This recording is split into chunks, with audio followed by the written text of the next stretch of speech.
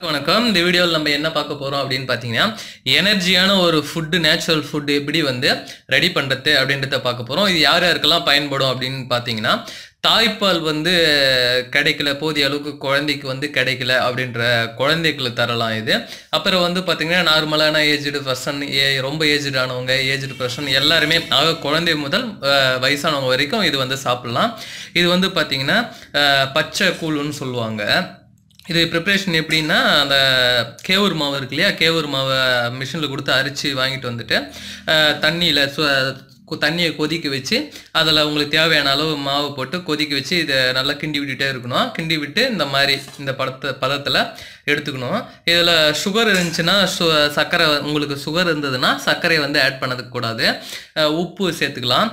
Sugar இல்லாதவங்க சர்க்கரை போட்டு இனிப்பாக வேணும்னா சுகர் ஆட் பண்ணிக்கலாம், இல்லைனா வெல்லத்தை ஆட் பண்ணிக்கலாம், பனை வெல்லமோ இல்லை பனை கற்கொண்டோ இந்த மாதிரி ஆட் பண்ணிக்கலாம்.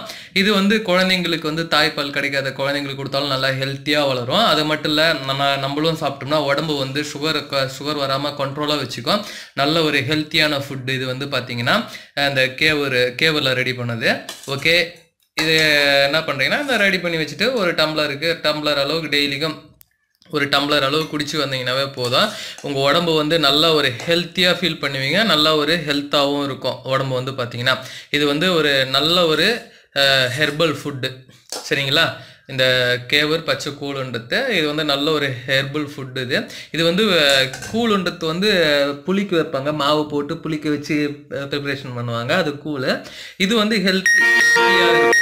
வந்து இது வந்து அந்த புளிக்க வைக்காம பச்சை மாவை அப்படியே போட்டு அரைச்சி எடுத்த மாவை போட்டு ப்ரிப்ரேஷன் பண்ணுறது. இது சாப்பிட்டுட்டு வந்தீங்கன்னா இப்போ வந்து தினந்தோறும் காலையில் சாப்பிட்டுட்டு வந்தீங்கன்னா போதும்.